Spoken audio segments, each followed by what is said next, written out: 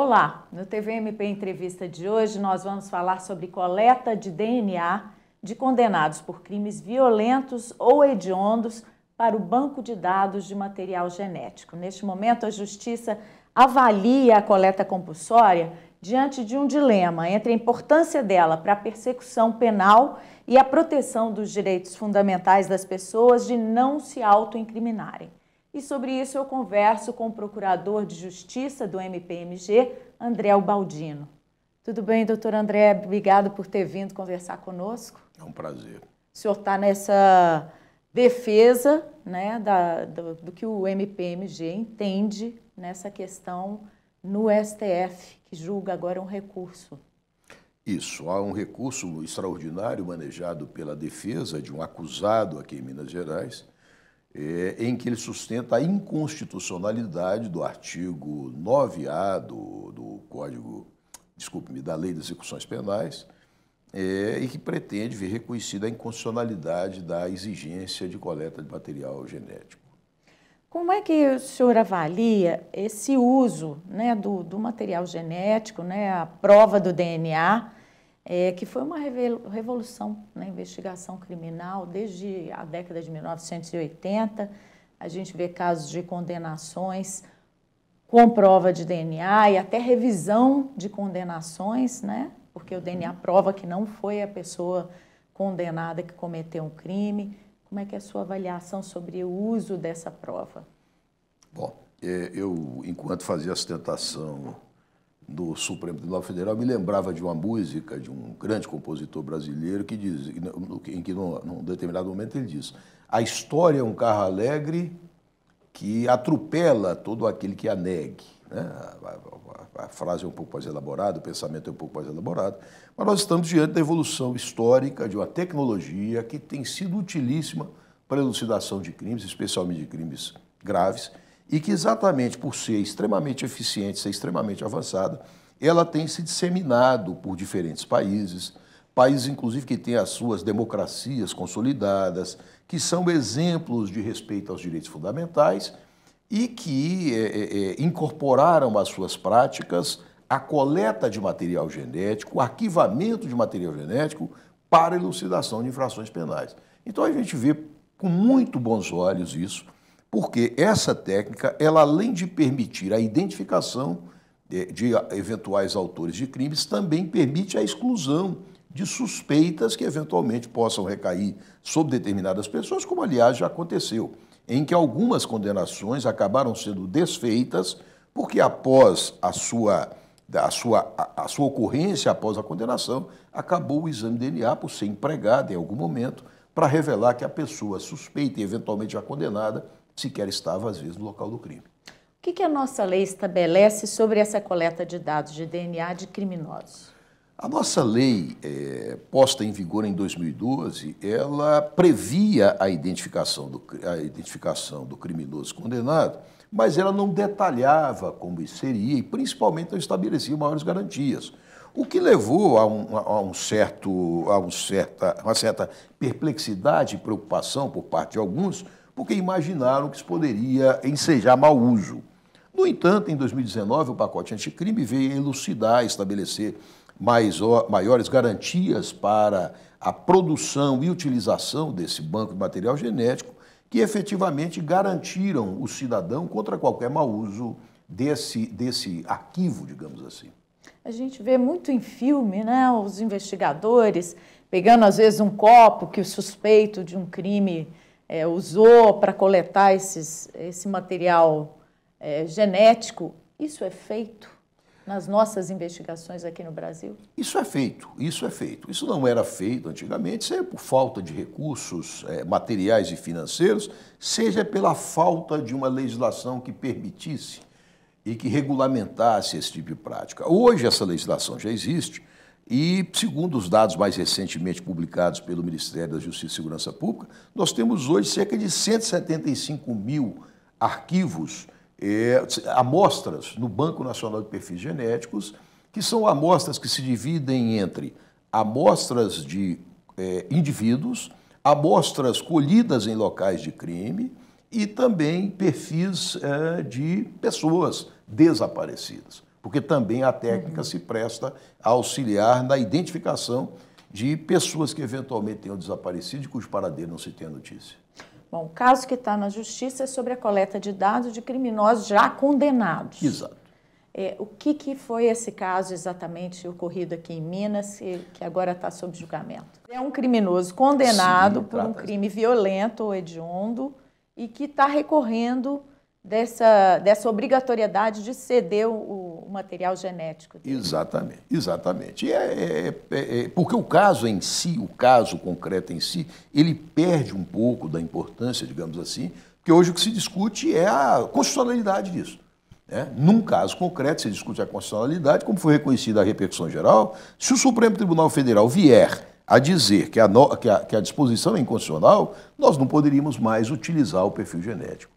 Não poderíamos mais usar o banco de perfil genético, eventualmente teríamos até que nos desfazer dele, destruí-lo, inutilizá-lo, porque nós não poderíamos mais utilizar essa técnica nem as amostras que lá se encontram, nem tampouco colher novas amostras para elucidar práticas criminosas. Então, essa decisão do STF agora sobre esse recurso vai estabelecer um critério para todos os casos no país inteiro? Vai, e nós esperamos, é óbvio, que o Supremo Tribunal Federal afirme a constitucionalidade dessa disposição. Por que isso? Eu trago aqui a título de exemplo, eu havia no Supremo Tribunal Federal, evidentemente, como o tempo é muito limitado, a gente pode dialogar pouco com o Supremo a esse respeito. Mas eu trago aqui uma lista de pelo menos 20 países, alguns de democracias que são exemplo para a humanidade em que esse material é usado. Então, tome isso aqui: Espanha, Suécia, Suíça, Holanda, Noruega, Finlândia, Áustria, Bélgica, entre outros numerosos países, já adotam essa sistemática, né? Ainda que nós não queiramos recorrer, por exemplo, aos Estados Unidos, em função até dos atritos que têm existido atualmente entre Brasil e Estados Unidos. Os Estados Unidos também adotam essa sistemática, vários outros países adotam, porque ela é muito eficiente, ela é muito segura e ela contribui enormemente para a elucidação de práticas criminosas. Inclusive de crimes anteriores, por exemplo, a pessoa é condenada por um crime que cometeu e com essa coleta de DNA, ela pode ajudar a solucionar crimes que estavam sem solução. Pode, eu acho que deve, eu acho que pode e deve, e talvez seja esse exatamente o mote da discussão. Porque, na verdade, o que nós temos não é, como se pretendeu, como se sustentou diante do Supremo, os opositores à constitucionalidade. Nós não estamos falando, na verdade, de autoincriminação. Nós estamos falando de alguém que está confessando uma prática delituosa ou contribuindo para a imputação a si de uma prática criminosa. Nós estamos falando de alguém que vai ser identificado como todos nós somos identificados, embora nós sejamos civilmente identificados. E que já está condenado e cumprindo a pena. E que já está condenado. A minha suspeita, a minha hipótese é de que essas pessoas estão um pouco mais preocupadas com a descoberta de eventuais ilícitos anteriores. Por isso, aliás, eu ter falado na sustentação do Supremo em impunidade relativa a crimes anteriores e anonimato em relação a crimes posteriores, em relação a crimes futuros. Porque o que me parece, e talvez seja essa a questão subjacente, é que o criminoso já condenado está eventualmente preocupado com a descoberta de outros crimes que ele haja praticado. Até porque nós estamos falando, embora não na totalidade, mas fundamentalmente dos chamados criminosos por tendência. E no caso do criminoso por tendência, ele, eventualmente, quando ele é preso e condenado, ele o é depois de ter praticado, eventualmente, muitos outros ilícitos anteriores. E muito provavelmente o que se quer, portanto, é assegurar a impunidade relativamente a essas infrações anteriores. Quando a gente fala em crimes violentos e hediondos, inclui que gama de crimes? Crimes com violência contra a pessoa, é o que a lei expressamente prevê, crimes com violência contra a pessoa, crimes contra a dignidade sexual de crianças, crimes contra a liberdade sexual e crimes contra a vida, basicamente. A lei, aliás, ela expressamente prevê... Estupro, assassinato, tentativa... Sim, são exemplos de infrações penais em que o condenado irrecorrivelmente, eu enfatizo isso, o condenado irrecorrivelmente está sujeito à coleta do seu material genético. Estou me lembrando aqui que esse caso de Minas era cárcere privado, tortura, essa condenação desse esse caso que está sendo julgado eu pelo me lembro STF. vagamente, é isso mesmo. Então, uma pessoa que já foi condenada por um crime como esse, crime grave. e que pode ter cometido outros crimes e que a prova do DNA seria... Que não é provavelmente o DNA, porque não fica arquivado o Importante DNA. É uma técnica que você guarda o perfil genético e de uma forma bastante segura. Quando nós lemos a manifestação feita pelo Instituto Nacional de Criminalística, eu observo que o Instituto Nacional de Criminalística é um instituto que fica sujeito à estrutura, fica dentro da estrutura da Polícia Federal. E quando nós lemos a manifestação técnica por ele feita, revela-se muito claramente uma impossibilidade quase absoluta, eu não direi absoluta, porque nada no mundo é absoluto, mas uma dificuldade talvez intransponível ao mau uso desse banco de material genético, né? Então esse banco ele é utilizado de uma forma muito segura e ele de fato serviria para elucidar esse tipo de infração. Não porque ele seja, como se vem sustentando, e eu enfatizo muito isso, não porque ele seja uma autoincriminação, mas porque ele permite a identificação de pessoas. Como é que é feita essa coleta do material genético desse criminoso já condenado? Bom, a coleta vai fazer isso através do SUAB, que é aquele Cotonete, objeto, né, na um boca? cotonete, né? Um cotonete que passa na mucosa bucal e retira. Absolutamente indolor, como aliás prevê a lei, porque a lei diz, olha, ela diz que o banco, a técnica tem que ser adequada e indolor e é exatamente a técnica que é empregada. Enfim, entre outras garantias, entre outras normas limitadoras estabelecidas em 2019, está a exigência de que a técnica empregada seja adequada e indolor. O indivíduo, portanto, não sofre absolutamente nenhum desconforto sequer pelo uso desse material. Onde e como esse material genético é armazenado? Como é que é feita a segurança, né, proteção desses dados que ficam nesse banco? Nós temos hoje, segundo as informações mais recentes, 22 laboratórios distribuídos entre os diferentes estados, no Distrito Federal e também sujeito à Polícia Federal, que reúnem esses materiais. Esses materiais são catalogados, são armazenados com código. Então, sequer se sabe a quem pertence. A identificação de a quem pertence esse material genético vai acontecer no momento em que estiver uma investigação formal em curso. Aí sim, se vai associar esse código a alguém. Semelhantemente ao que acontece em qualquer processo em que você tem um interesse público envolvido. Eu faço uma analogia com um concurso. No concurso as pessoas fazem provas e a sua prova é identificada por um número, é identificada por um código. Depois apenas da correção é que nós associamos o código à pessoa e é precisamente o que acontece também nesse banco. Explica pra gente o que é a cadeia de custódia desse material coletado. Muito bem.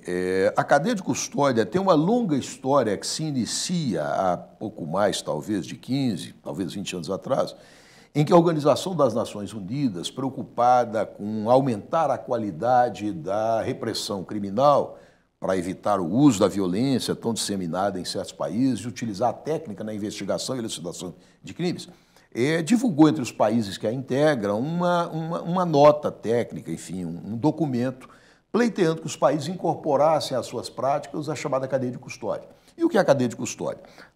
Obviamente, nós temos crimes, os chamados crimes não transeuntes, que são os crimes que deixam vestígios. Nem todo crime deixa vestígios, mas há muitos crimes que deixam vestígios e, portanto, a preocupação da ONU foi como tratar esses vestígios. Isso é, como identificar esses vestígios, proteger esses vestígios, remover esses vestígios, processar esses vestígios e também descartar esses vestígios. Então, para que tenha o delinquente a garantia de não ser a vítima de uma malversação de um vestígio deixado, nós temos, portanto, proposta pela ONU... Uma prova plantada, por exemplo. Uma prova plantada, por exemplo. Então, para que isso não aconteça, o direito brasileiro adotou em 2019, com a mudança no Código de Processo Penal, a cadeia de custódia. Então, nós temos lá as diferentes etapas que vão desde a visualização de algo que possivelmente, que potencialmente interessa a elucidação de um crime. Uma digital, um fio de cabelo, um sangue... Ou um objeto qualquer, enfim, isso tanto vale para o material genético como para o material que não seja genético. Né? Eu tenho um veículo estacionado num certo lugar. Uhum. Opa, eu tenho ali um amassamento no determinado lugar. Enfim, quais os vestígios que podem interessar a elucidação da mecânica dos fatos? Então, nós vamos preservar esse vestígio, removê-lo adequadamente, acondicioná-lo adequadamente, tratá-lo adequadamente, examiná-lo adequadamente. Então, a cadeia de custódia foi a inserção, representou a inserção no direito brasileiro de uma prática já comum em países mais desenvolvidos que o Brasil e que o Brasil acabou adotando, porque é uma metodologia realmente eficiente e ela, obviamente, também se estende ao material genético a partir do momento em que o direito brasileiro consentiu no emprego do material genético. E o condenado tem direito de acessar esses dados genéticos, essa cadeia de custódia, né, do material coletado? Tem. A lei 13.964, parece-me que é esse número, ela inseriu essa garantia de que ele possa discutir, e nada mais razoável do que isso, que ele possa discutir a cadeia de custódia, a eventual inobservância da cadeia de custódia. Ou seja, qualquer cidadão, isso não vale apenas para um indivíduo suspeito de prática de um crime ou condenado pela prática de um crime. Qualquer cidadão que seja perseguido pelo Estado tem o direito de discutir se as normas foram observadas, eu costumo dizer se as regras do jogo foram observadas, e no caso do vestígio, se o vestígio foi submetido a todo o cuidado a que ele deve ser submetido para evitar que haja a sua conspurcação, a sua deturpação, como você disse, a prova plantada. Quando o condenado se nega a ceder, né, o material genético, né, para esse banco de dados, que prejuízos pode trazer para a persecução penal? A recusa nessa cooperação resulta no cometimento por ele de falta grave.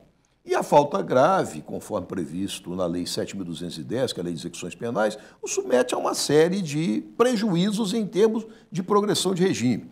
Explica-se que o direito brasileiro adota o chamado sistema progressivo.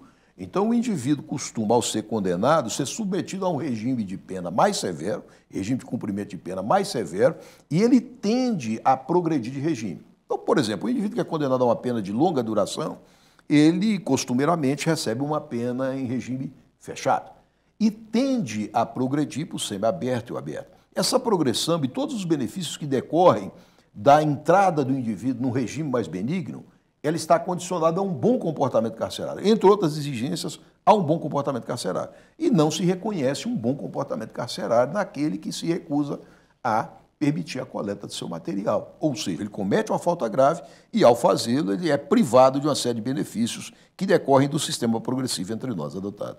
Antes desse caso, né, que agora tem o recurso julgado, qual que vinha sendo o entendimento dos tribunais superiores sobre a aplicação, interpretação do que a lei estabelece, né, a lei de execução penal estabelece? Nós temos um julgado, por exemplo, do STJ, que claramente afirma, olha, isso não tem relação com direito à não autoincriminação. Isso é uma questão de identificação, né? E eu, inclusive, fiz questão de salientar, porque esse tema nos interessa sobremaneira, a evolução tecnológica, ela frequentemente resulta em resistências, né? Ela resulta em resistências. E aí eu me referia, inclusive, e enfatizo isso, quando se criou lá no passado uma forma de identificação de imagem, houve resistências a isso, só fiquei dizendo, não, eu não vou me submeter à fotografia, porque a fotografia vai se apropriar da minha alma, né? E há grupos que talvez até hoje ainda sustentem isso. Quando, em fins do século XIX, início do século XX, se descobriu a individual datiloscópica como uma forma de identificação, teve gente também que disse, não, isso aqui isso é humilhante, né?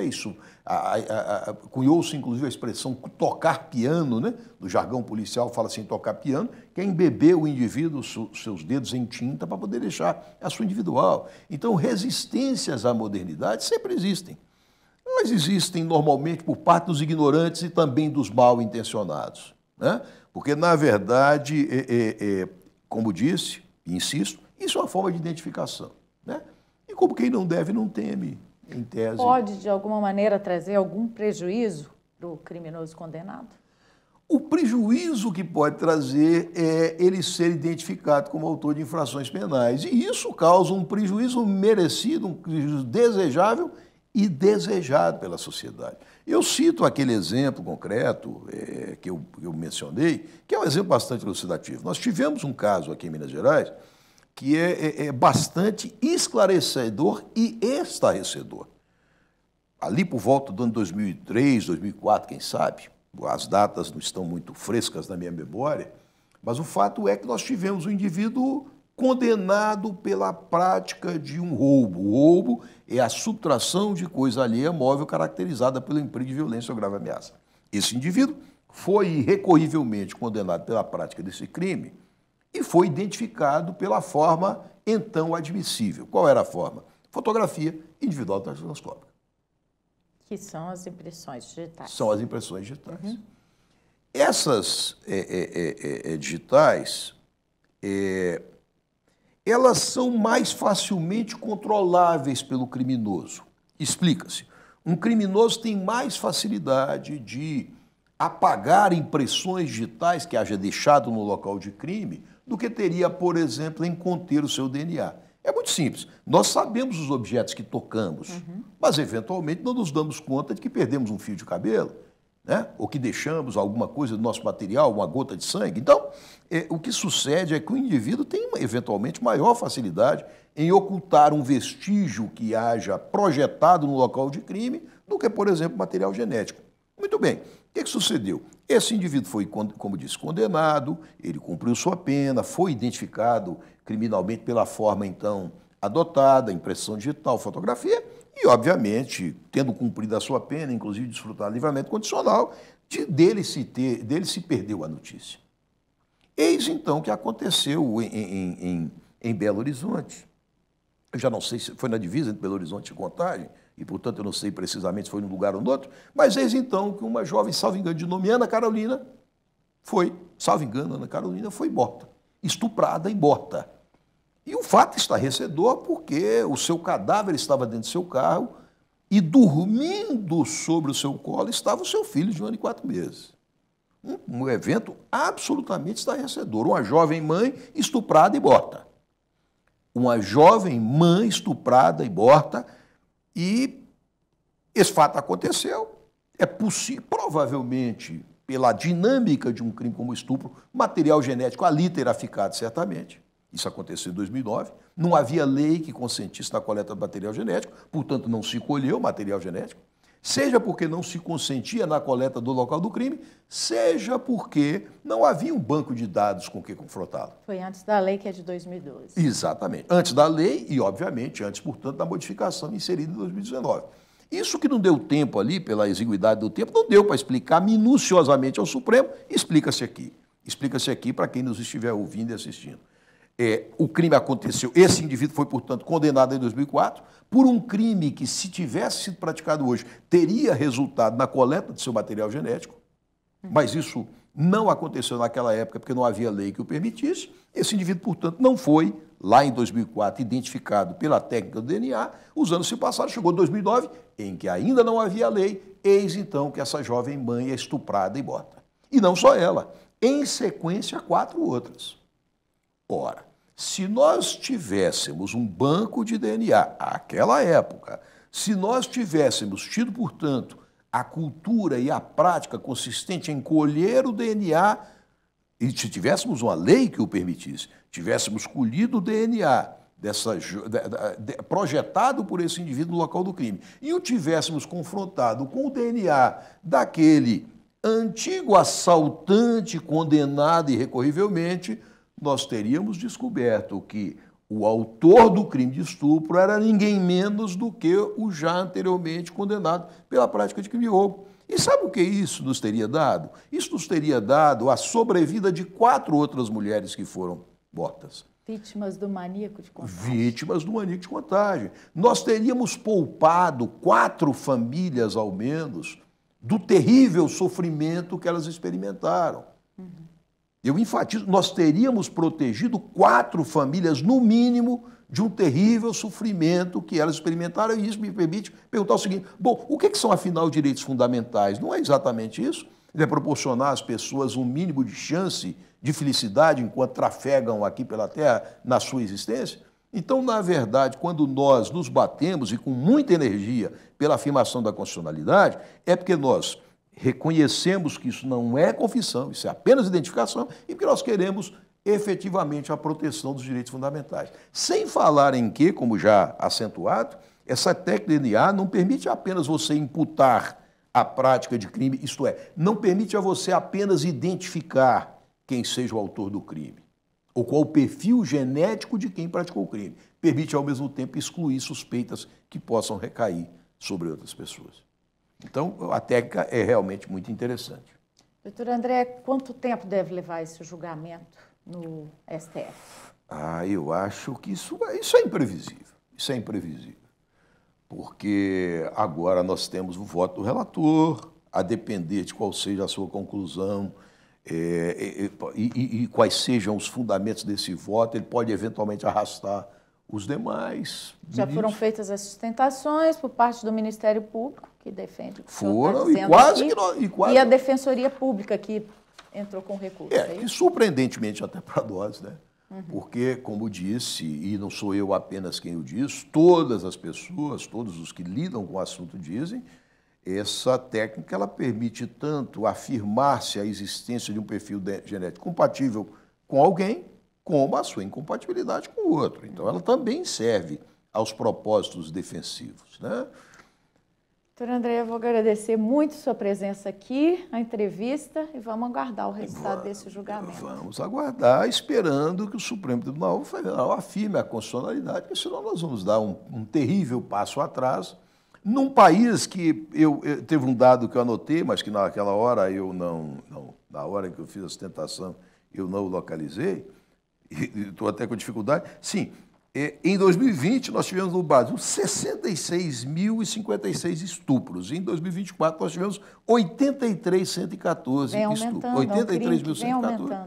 Então nós temos uma grave incidência de crimes sexuais entre nós.